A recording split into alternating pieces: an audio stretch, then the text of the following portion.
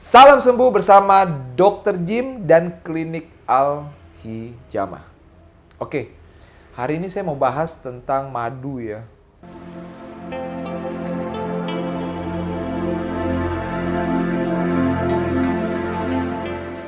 Jadi kita harus paham nih, teman-teman. Madu itu kalau kita lihat di pasaran, kita susah ngebedain asli sama palsu. Kadang-kala kayak kita expert juga bingung mana tuh asli, mana tuh palsu. Nah, tetapi ada beberapa hal yang tidak mungkin bisa namanya orang buat palsu, pasti ada ketahuan. Seperti pasti ada miss yang kita bisa baca. Nah, ingat, madu palsu itu banyaknya kandungan air. Karena dia biasanya mencampur dengan gula. Terserah bisa gula aren, gula apa. Walaupun diberikan enzim, pasti kandungan airnya tinggi. Pasti itu. Dan pasti kalau kandungan air itu melebihi 22%. Kurang lebih.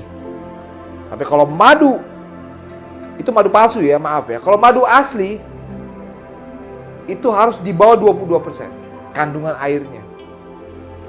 Jadi kalau kita misalnya taruh di kulkas atau freezer, itu yang lebih cepat beku itu madu palsu. Kalau madu asli nggak cepat beku. Satu. Kedua, korek api. Kalau madu asli dengan kadar air di bawah 22%, dicelup tuh korek api masih bisa kebakar. Tapi kalau korek api dikasih madu palsu nggak bisa kebakar. Kenapa? Karena air. Nah, itu harus kita paham.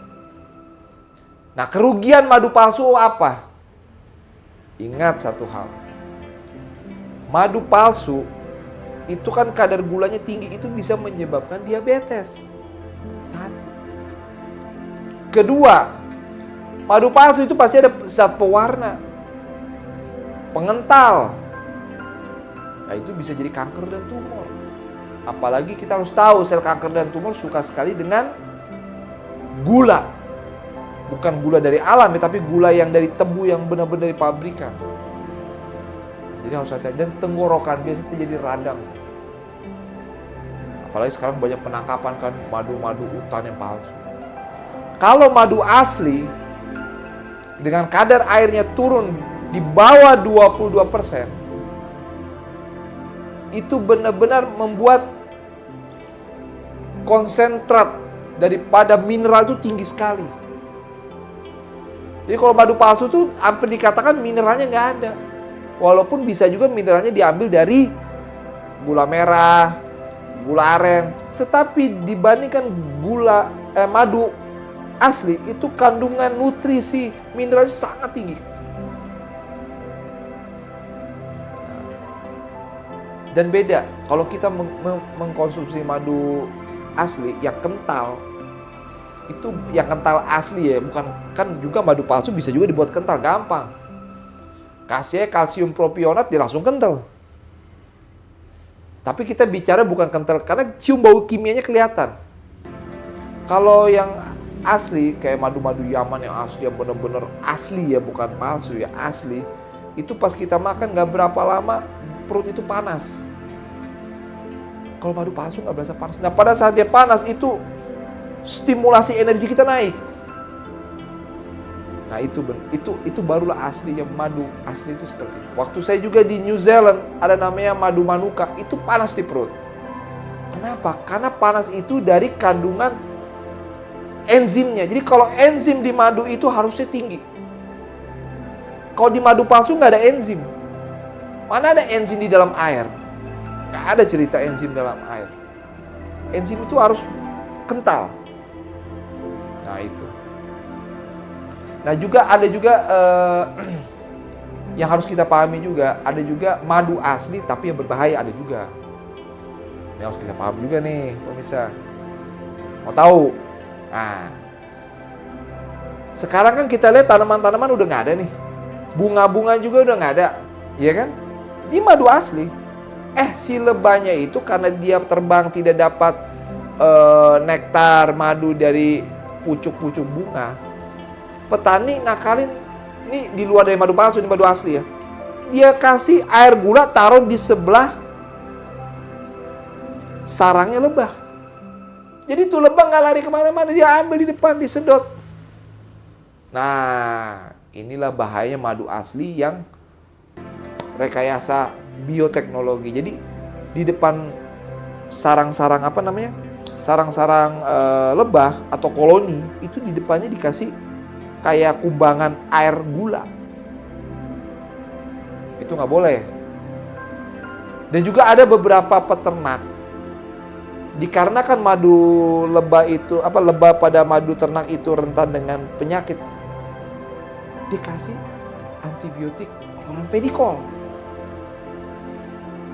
Ingat, madu Indonesia itu chloramphenicol-nya tinggi. Residu antibiotik chloramphenicol, bukan kata saya, kata teman saya, apoteker. Jadi harus hati-hati nih, bapak-bapak dan ibu-ibu.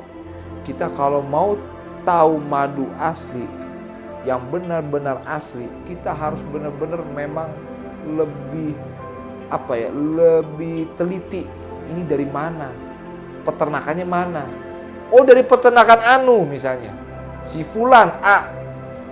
Kita lihat bunganya aja nggak ada. Kok ini madunya banyak? Kok tanda tanya. Berarti dia buat air gula. Nah, terus ya kalau madu asli harganya murah,